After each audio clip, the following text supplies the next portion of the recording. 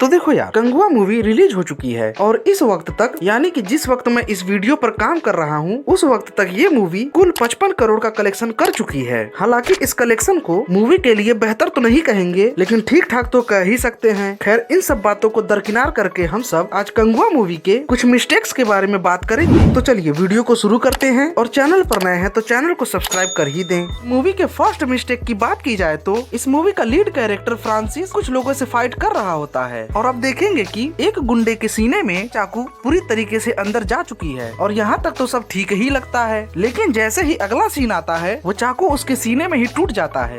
कैसा?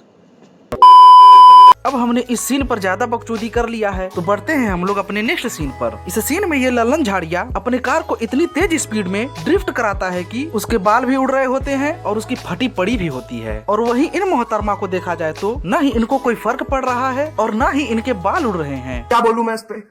क्या बोलूं क्या मैं इस पे? ब्रह्मांड की ज्ञान प्राप्त करने के बाद हम सब बढ़ते हैं अपने नए अध्याय की तरफ, यानी कि अपने नए सीन की तरफ। इस सीन में हमें देखने को मिलता है कि ये पुलिस इंस्पेक्टर फ्रांसिस और एंजेला के बीच में डिट्टो खड़ा होता है। लेकिन जैसे ही अगला सीन आता है, ये महाशय एंजेला के साइड निकल लेते हैं। औरत का चक्कर बाबू भैया, औरत का चक्कर बहुत बेकार।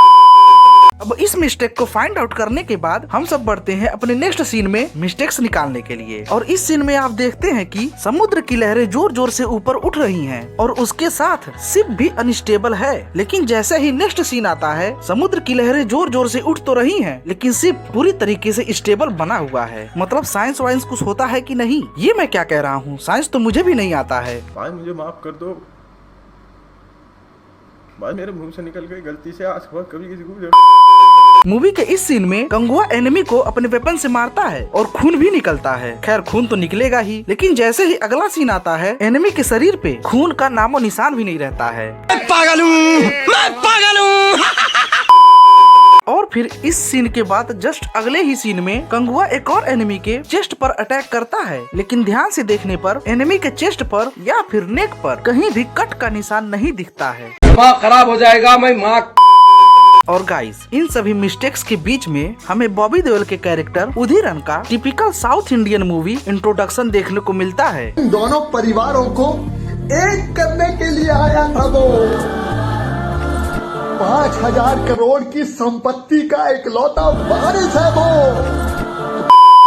इतने जबरदस्त इंट्रोडक्शन के बाद हम सभी अपने अगले सीन की तरफ चले तो इस सीन में भी कंगुआ एनिमी से फाइट करते हुए दिखता है। लेकिन ये क्या, कंगुआ ने उनको मारा तो, लेकिन कंगुआ का वेपन एनिमी को न लग करके जमीन को लग जाता है। लेकिन इन सब के बावजूद भी एनिमी अपने आप गिर जाता है।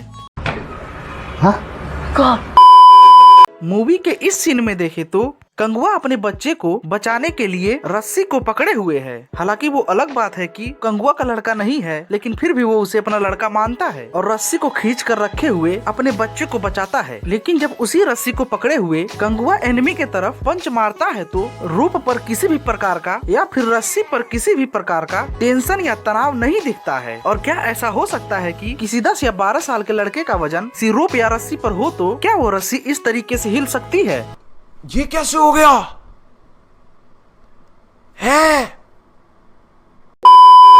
और भाई हद तो तब हो गई जब ये सभी लोग इतने हाई एल्टीट्यूड पर जाकर भी सांस काफी आसानी से ले रहे हैं, जबकि ये देखने में साफ पता चल रहा है कि ये बादलों से ऊपर हैं। और मेरे हिसाब से देखा जाए तो इतने एल्टीट्यूड पर जाने के बाद ऑक्सीजन की कमी होने लगती है, और ऑक्सीजन की कमी की वजह से आदमी मर भी सकता है। लेकिन यहाँ तो ये सभी लोग काफी रिलैक्स मूड में लग रहे हैं। तो ये थे कंगुआ मूवी के कुछ मिस्टेक्स। तो मिलते हैं नए वीडियो में, तब तक के लिए अपना ख्याल रखिए। Bye bye.